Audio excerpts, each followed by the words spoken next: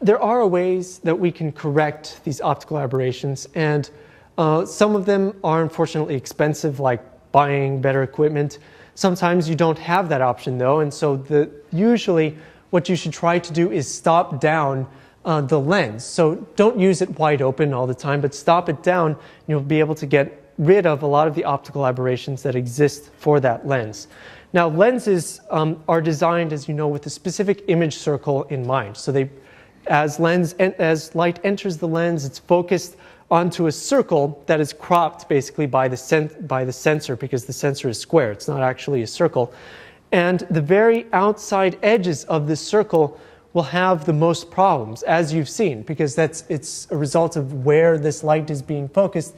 It's just more difficult for the outside regions, particularly the corners of a lens. So usually the hardest thing for a lens to do is to be used wide open, which means the lowest F number possible for that lens, and to look at the corners of that particular shot. That is going to be the most stressful for the lens, and sort of one of the best tests for how well corrected that lens is.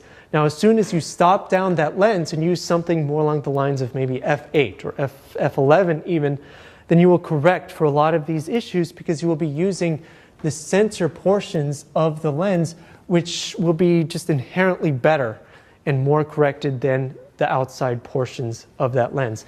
Now, for a digital SLR lens, generally the range that's ideal is about f8 to about f11. You generally don't want to go much higher than that because of a different concept called diffraction that we're going to talk about next.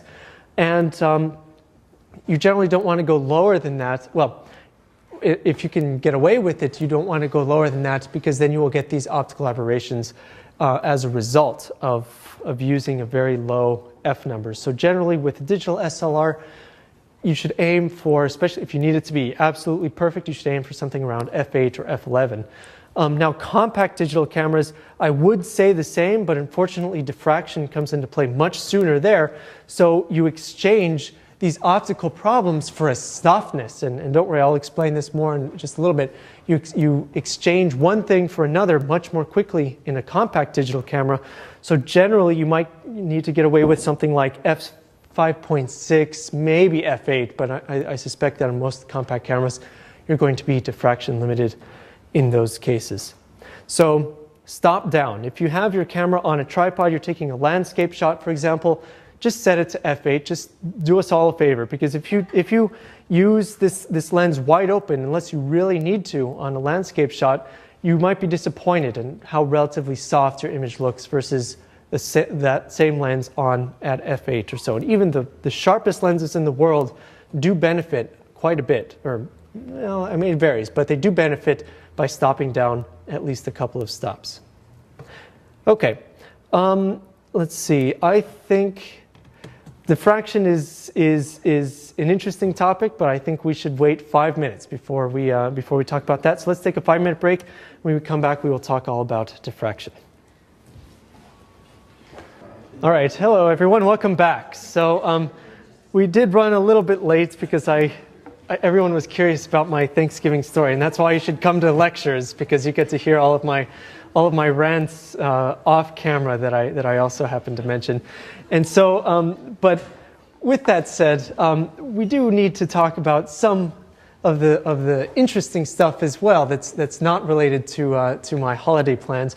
And that deals specifically with diffraction. And so diffraction is the thing that I've been talking about for a long time, and this goes all the way back to lecture 1 when I took the photo with the pinhole, the pinhole lens, and I posed the question: why is this not sharp? Why is it fuzzy if everything in the image is supposed to be in focus? And the reason is due to this optical phenomenon called diffraction. So those of you that have a good memory and remember your high school physics might remember a couple of experiments that deal with something that looks like this. So usually you might see something like us younger folks have had the luxury of using like lasers, but I know that even in earlier high school programs they would use like large water tanks to show off this particular thing. And so all of these things are related because they all deal with basically waves. And so as you remember,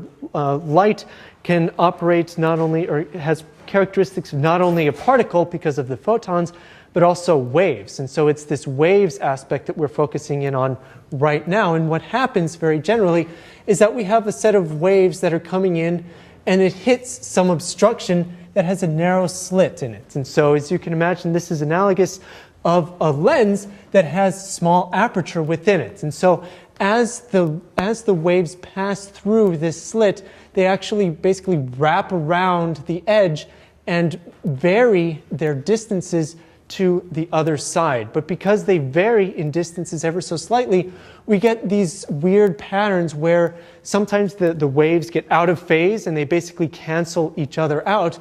And there's some portions which become in phase and can, not multiply, but they are as strong as they were before the slit itself. So we see that after this wave has entered through this slit, we get through the center the same wave, but then as we progress outside of this particular portion, we get alternating aspects. So it gets a little bit, there's not as much of a wave right here, it's softer.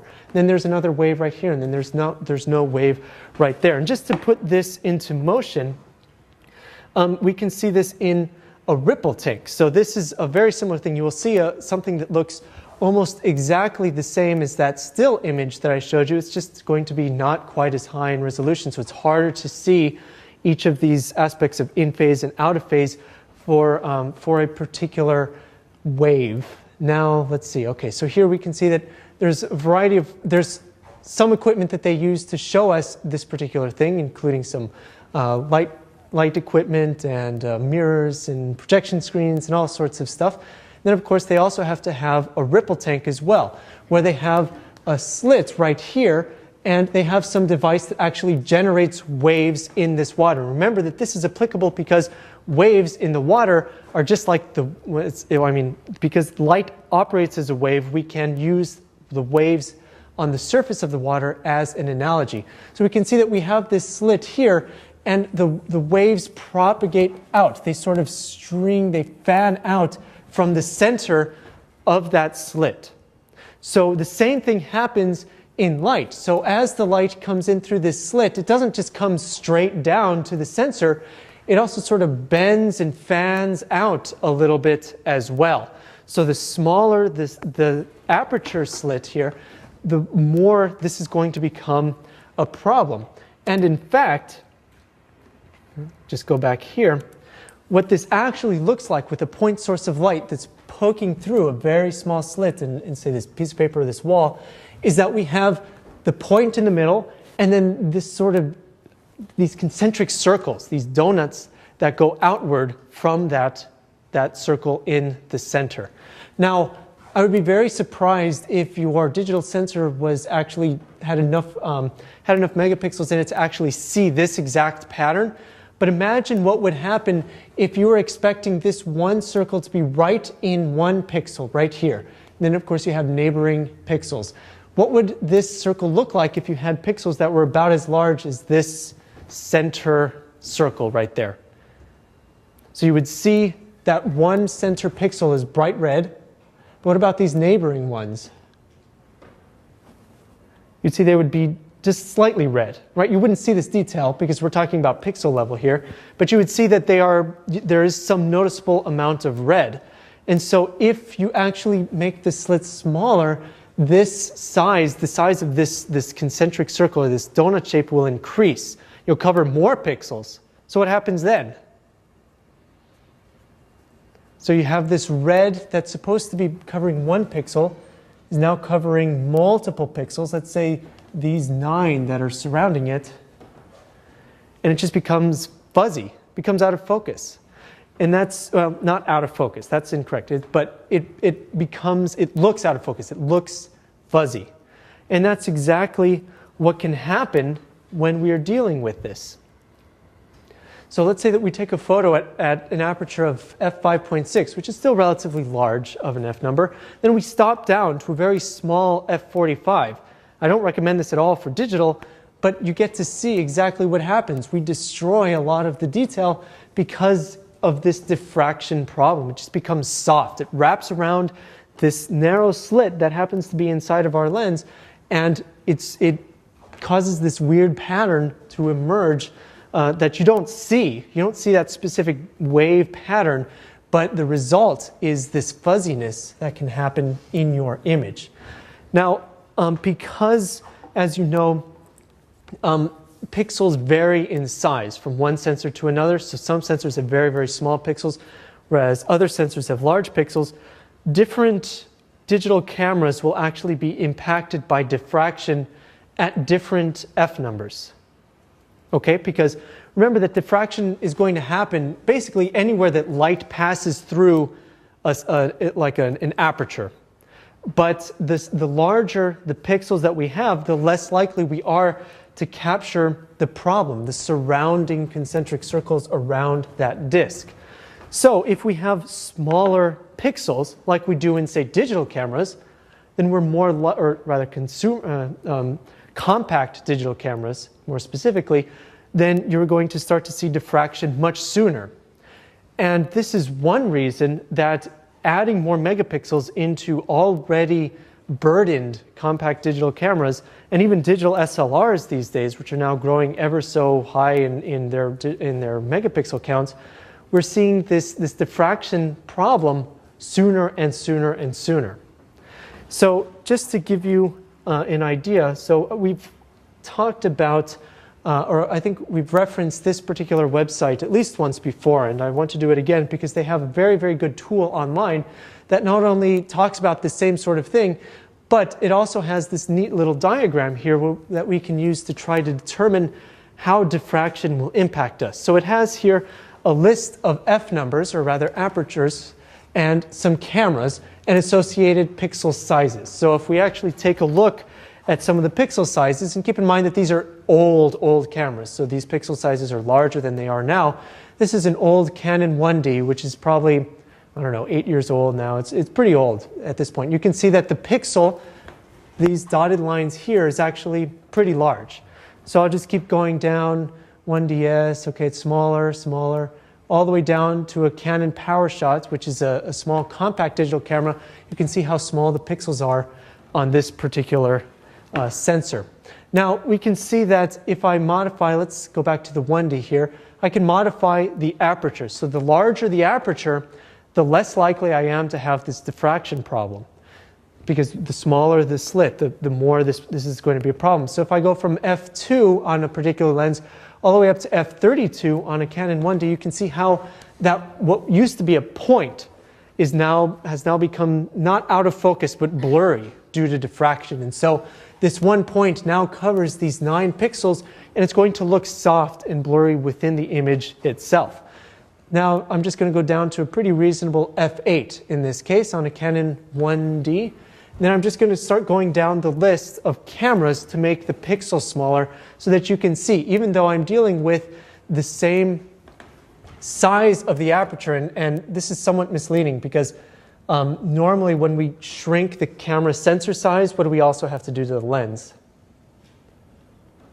For the same field of view, here we have to shrink the focal length of the lens, which means because the aperture, the f number is a ratio, we're also shrinking the size of the aperture as well, so the size of the hole when we're talking about this. So f8 in a Canon PowerShot G6 is probably already going to be much smaller than the aperture of a much larger camera that has a much larger lens. Okay? If that doesn't make sense, then review some of the earlier lectures. But I think here they're assuming that the aperture is going to be for the same lens, so that it will generate the same pixels. So assume that we're using the same lens for each of these pixels. Okay, all of that technical detail said, we start making the pixels smaller and smaller and smaller, and we can see that now, whereas before we had no problem due to diffraction at f8, now a compact digital camera has this same problem that we had at much higher f number for a larger sensor. Or rather, and more specifically, a larger sensor that also happens to have larger pixels. So as we increase the megapixel count in these, we're going to have these problems. As we decrease the size of the sensors, we're going to have this problem. As we decrease the size of the lens itself, and therefore make the size of the aperture smaller, we're going to have this problem. So we're working against all of these problems, and modern digital cameras, digital SLRs, unfortunately from Nikon, because Nikon is now, or no, not Nikon, Canon seems to be getting into this really kind of stupid idea of increasing their megapixels ever so frequently in their digital SLRs, whereas Nikon, thank God for them, are keeping their megapixels somewhat low, which means that we're not running into this problem because the pixels are the same size from camera to camera. But on Canon cameras, if you've upgraded to one of the newer like 50Ds or the 70s, the pixel size is so small that you're getting diffraction limited at about f8 or f11, whereas before you could have gotten away with f16 with the very same lens. And in fact, I've started using a 7D, and that's exactly what's happened, is that I've noticed that with these lenses I can't go above f8, and it's frustrating and it's annoying because I sometimes want a greater depth of field.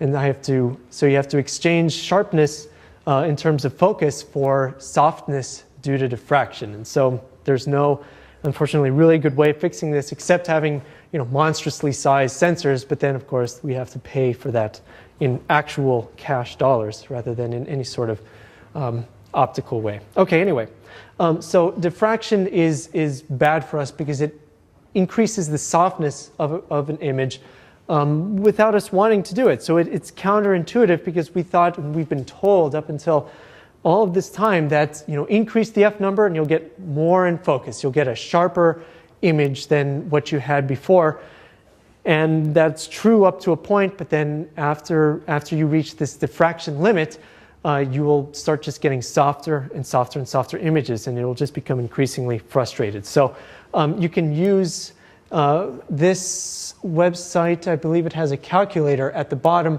where you can actually figure out the f number that you can use without being diffraction limited in your particular camera. And you might be surprised at how relatively low of an f number that actually is for your particular camera.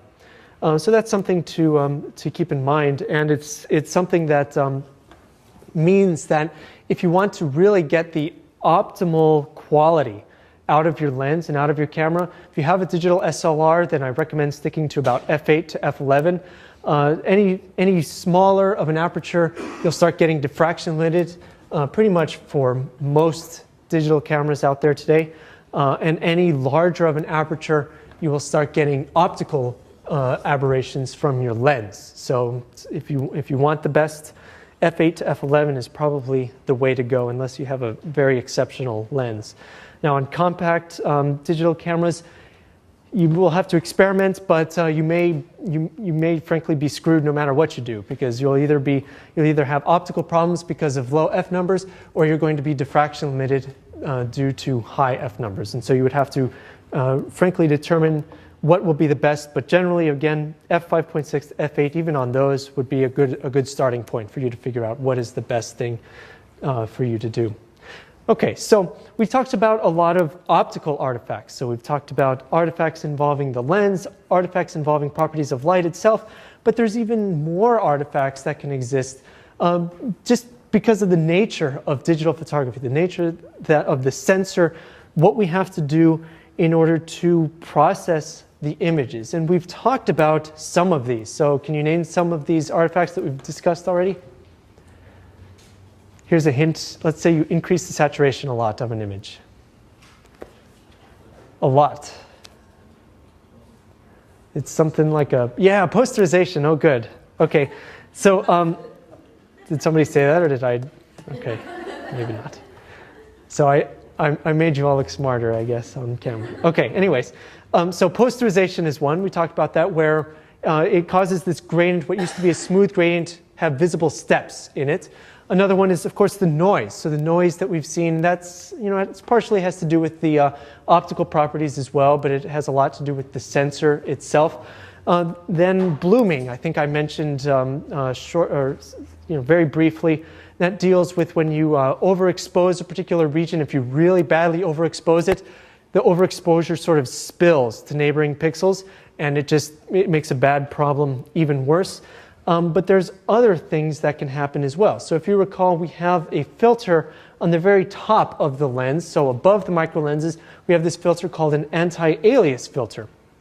And I mentioned it briefly, but here's a different example of what this thing does. So aliasing is making something more jagged. So if you have something that's aliased, then it's going to have what should be a circle. When you zoom in a little bit, you're going to see these jagged lines because of each of the individual pixels will be visible within it. Now, if you anti-alias something, you're making it a bit softer, and you're making the interface from that solid colored region to a different colored region a bit smoother. So from this yellow to this blue, you can see that now we have a few more colors to deal with, sort of yellow blues, but it's a softer interface. It looks a little bit better. And so this gets rid of the so-called jaggies phenomenon. So typically we have, you see something like this, and people love to call this jaggies, and so that's what we're able to get rid of by anti-aliasing a particular aspect. And so if we have, remember that we are using an anti-alias filter on the front of a digital sensor, and we have to do this because each pixel doesn't actually capture one color. So, well, it doesn't capture all colors. It has to rely on the neighboring pixels to be able to capture or to recombine it later and figure out what that original color was.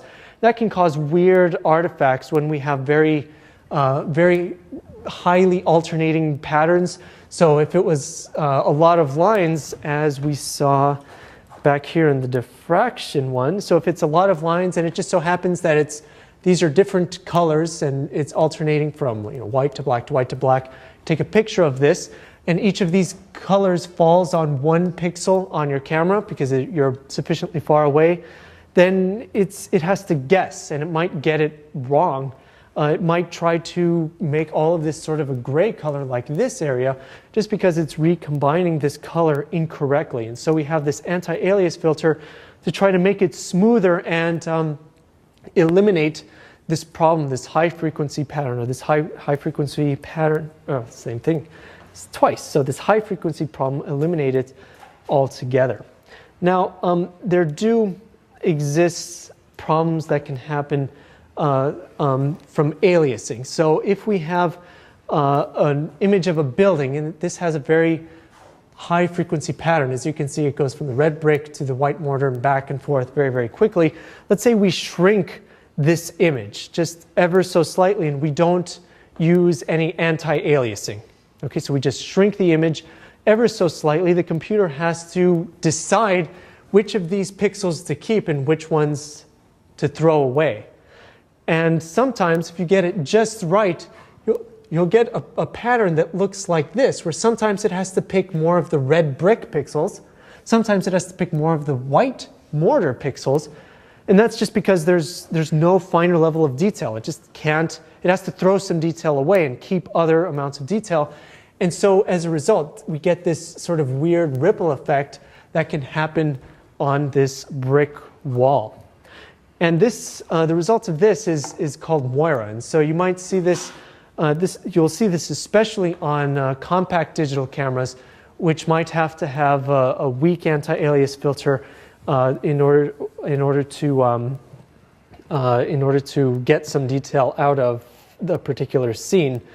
But so the ones that you might recognize and what might be more familiar are these examples where we have, if you remember, this was some folded over jeans, and so if you know the thread on the jeans alternates from dark blue to a white very, very quickly, and the sensor is incorrectly guessing what the color should be, and more specifically the camera's computer, the CPU inside, is incorrectly determining what the colors were that made up the original scene, and so we have to use an anti-alias filter to smooth out those details and essentially just get rid of them so that we can just get some higher quality amount of detail than what this provides. And so sometimes you will see some effects like this, Moira and maze patterns. So you still see some Moira. You see the Moira in the colors. You see how it's a patterned orange to blue to orange to blue. That's Moira. Then also you see this maze pattern, which looks just like this maze of pixels. So those are two distinct things that can happen as well. And so the internal processing of the camera can cause this moira to occur and for these maze patterns to appear. And so again, using this anti-alias filter on the front of the sensor helps us eliminate this problem. Now, to try to combat this anti-alias filter, because as you know, using it will make it a bit softer, we can try after the fact to sharpen the image again to try to make it look a bit sharper, a bit crisper, like it might have when you originally took the photo. But the problem with this is that you can definitely overdo the sharpening and you will make it look just plain wrong, just really strange and very unusual. We can get this effect called sharpening halos as a result. So let's say that we have this very heavily anti-aliased circle, as you can see here. Now, this might be nice if this is what you wanted to do, but if you want it to be a sharp, crisp circle, you then need to alias it again. You need to sharpen it somehow. So you might use one of Photoshop's sharpening filters, and actually the one that, and what photographers generally recommend is something called an unsharp mask. And we'll probably talk about that in the, I think we referenced it briefly before, and we'll talk about it again in the upcoming software tools lecture. But generally using this, you can then retrieve some of the sharpness around objects. And basically you can think of it as it finding the edges of something and trying to increase the local contrast. So it's trying to increase the contrast of edges. So it might find an edge interface here, and it might make the inside a little bit darker and the outside a little bit whiter, and that will give the effect of making it look sharper. The problem, though, is that if you overdo it, you will get black on the inside and white on the outside, and it will give this halo effect, which will look fake. It will look bad, and you can see the result of decent sharpening here. So zoomed in, it's not the sharpest thing in the world, but it's still pretty good, as you can see compared to our first image here.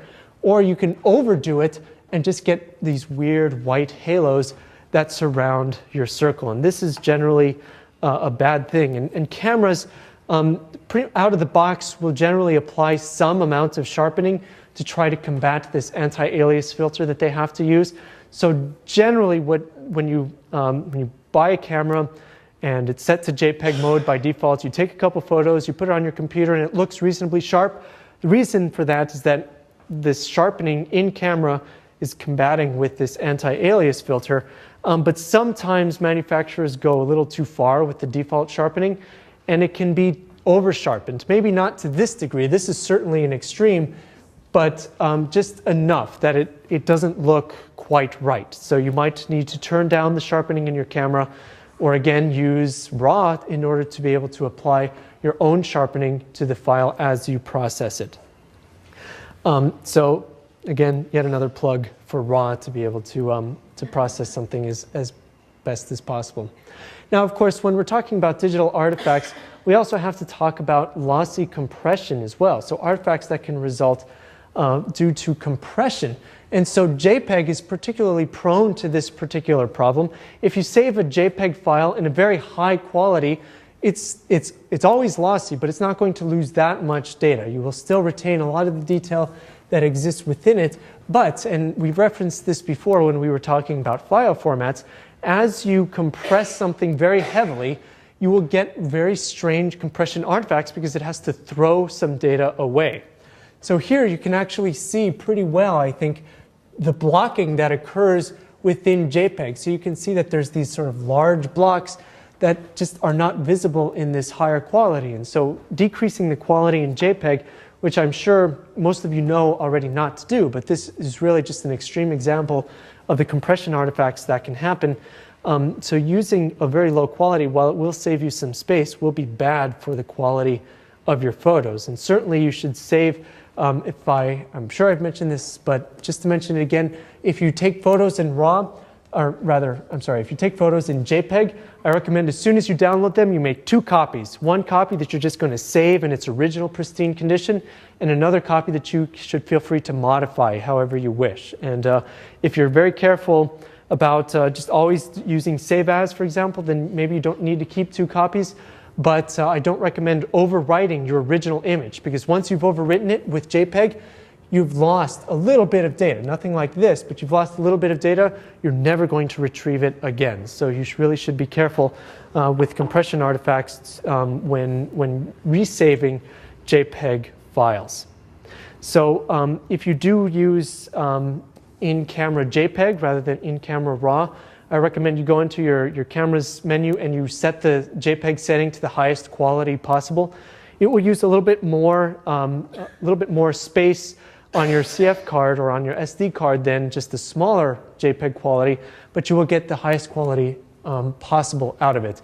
And usually, the way that camera manufacturers show this to you is usually something like a, almost literally like this. It's sort of like a quarter circle, and you either see something that's, you know, sort of very jagged or something that's very soft, and you generally want something that looks the higher quality, the smoother version of the quarter circle, and that will be the best way to go.